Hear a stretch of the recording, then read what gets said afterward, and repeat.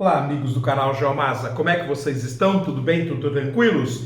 Viemos para mais uma edição do Jornal do Masa. Para tanto, nós faremos a análise da Folha de São Paulo desta quarta-feira, 27 de maio de 2020, a edição de número 33.292.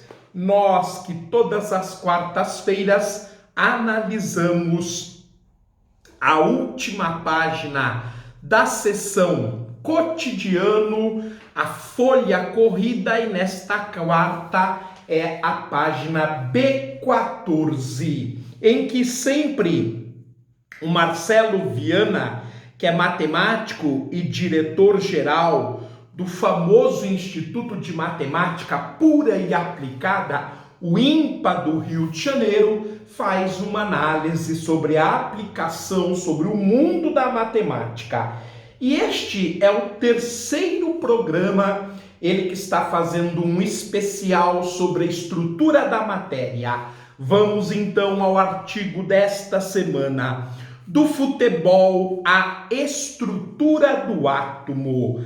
Harald Bohr levou a seleção dinamarquesa à sua primeira conquista internacional. Então, no artigo anterior, o Marcelo Viana diz que Niels Bohr, um dos grandes cientistas do início do século XX, da história da física, tinha um irmão que era mais famoso do que ele, e hoje ele apresenta a fama deste irmão que está ligado ao futebol da famosa seleção dinamarquesa do início do século XX, a qual Harald era um jogador e dos melhores. Em 1913, o físico dinamarquês Niels Bohr, que viveu de 1885 até 1962, propôs o primeiro modelo quântico do átomo de hidrogênio. O elétron gira em torno do núcleo num número finito de órbitas circulares, pulando de uma órbita para outra, quando absorve ou emite a quantidade certa de energia. Esta quantidade certa de energia, esse modelo em órbitas discretas, é o que nós chamamos de modelo quântico. Aqui se introduz, então, o comportamento mais íntimo da estrutura da matéria, a qual ela não pode obedecer a não ser essas leis rigorosas, e a absorção da energia ou a devolução da energia está ligada a esta quantidade mínima que a gente chama de quantum, daí estrutura quântica, mecânica quântica. Por esse trabalho, Niels Bohr ganhou o Prêmio Nobel da Física em 1922, mas nunca chegou perto da fama do irmão caçula Harald. Harald Bohr, que nasceu 2 anos depois de Niels e viveu até 1951, era matemático. Fez trabalho importante sobre a distribuição dos zeros da função zeta, teorema de Bohr-Landau, e fundou a teoria das funções quase periódicas, hoje cada vez mais importante para entendermos as órbitas anômalas de alguns corpos, por exemplo, aqui no sistema solar, que estão no cinturão de Kuiper ou na nuvem de Oort. Mas não foi só isso que fez dele um herói. Também ajudou o fato de ter jogado futebol pela seleção da Dinamarca, levando o país à sua primeira conquista internacional. Os dois irmãos se interessaram pelo futebol na adolescência, como tantos jovens de classe média alta da época no mundo todo, inclusive no Brasil. Claro que o destaque foi o país em que foi inventado, que era praticado por essa classe média alta, que era a Inglaterra. Em 1905, jogaram no mesmo time, o Academic Bold Club. Niels era goleiro, mas não dos muitos bons. Numa partida contra os alemães, do Mittweida ficou encostado no poste quando um adversário chutou de longe, tomando um gol fácil de evitar. Caramba, ele simplesmente permitiu que o alemão chutasse e não foi buscar a bola. Foi um gol, então, considerado facílimo. Foram perguntar para ele o que aconteceu, disse ele que estava pensando numa equação matemática, que tinha resolvido, que tinha tido uma intuição naquele momento e por isso que abandonou a guarda-metas. No final, confessou que estava pensando num problema de matemática e tinha esquecido do jogo. Logo abandonou o esporte e se dedicou à física com mais êxito, sem dúvida. Foi um dos grandes pesquisadores do século XX, além do engajamento em que ele tinha pelo processo da paz mundial. Era um grande ativista contra a energia nuclear, sobretudo a bélica. Harald era excelente jogador e foi escolhido para a seleção olímpica de 1908. Foi o primeiro torneio olímpico de futebol reconhecido pela FIFA e as quartas de final foram também a primeira partida oficial da seleção dinamarquesa. Despacharam o time B da França por 9-0, com 2 gols do irmão caçula do Bohr, o Harald Bohr. Contra o time principal da França na semifinal, foi a maior goleada da história das Olimpíadas até hoje. 17 para a Dinamarca, 1 apenas para a França. E você achava que o 7-1 que nós tomamos contra a Alemanha em 2014 foi dureza. Imagine 17-1. Os franceses ficaram tão mal que recusaram a disputar o 3º lugar e abandonaram então a medalha de bronze.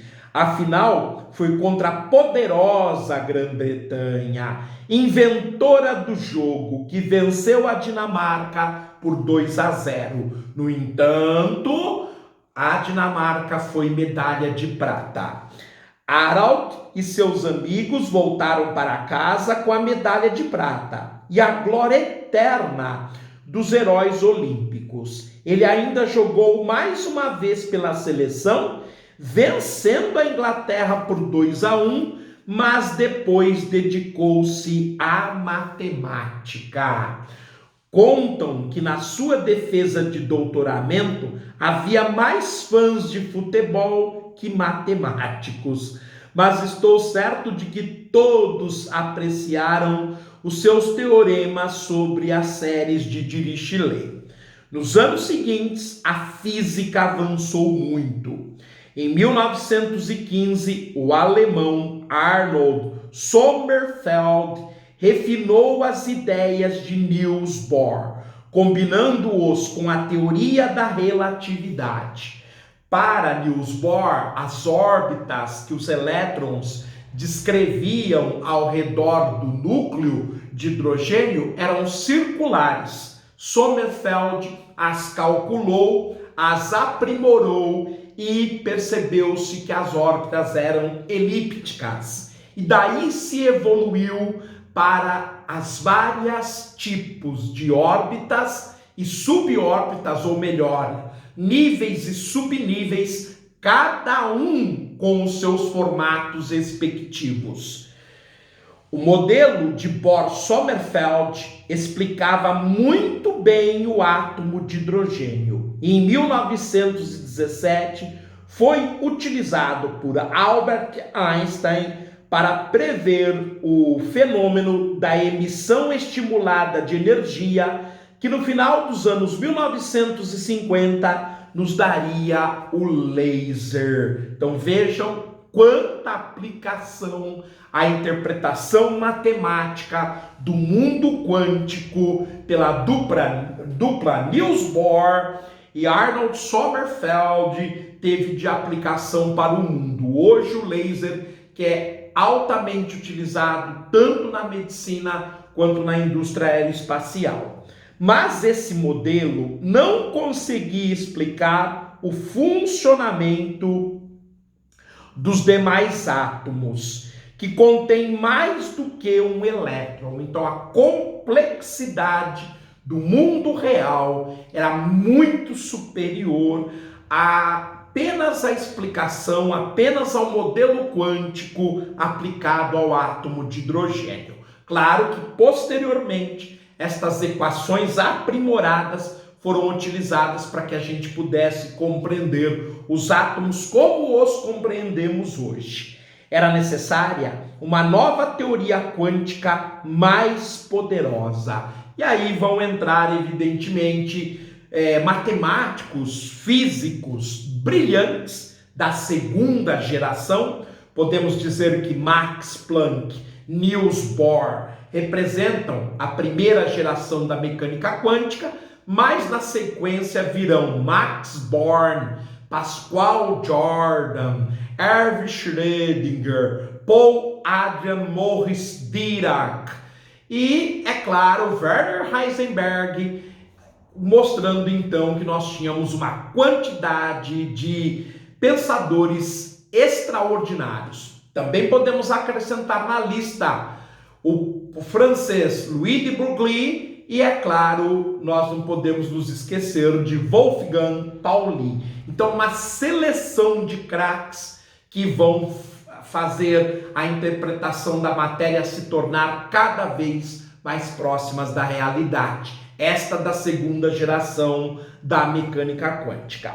Para construí-la, foi preciso voltar à pergunta: a matéria é feita de quê? Então, para o próximo artigo, nós vamos começar a desvendar do que os átomos são feitos e como se comportam esses tijolos formadores dos átomos. É isso, gente. Nós ficamos por aqui, encerrando então mais este trabalho da quarta-feira junto à Folha de São Paulo. Forte abraço, fiquem bem, tudo de bom, até a próxima.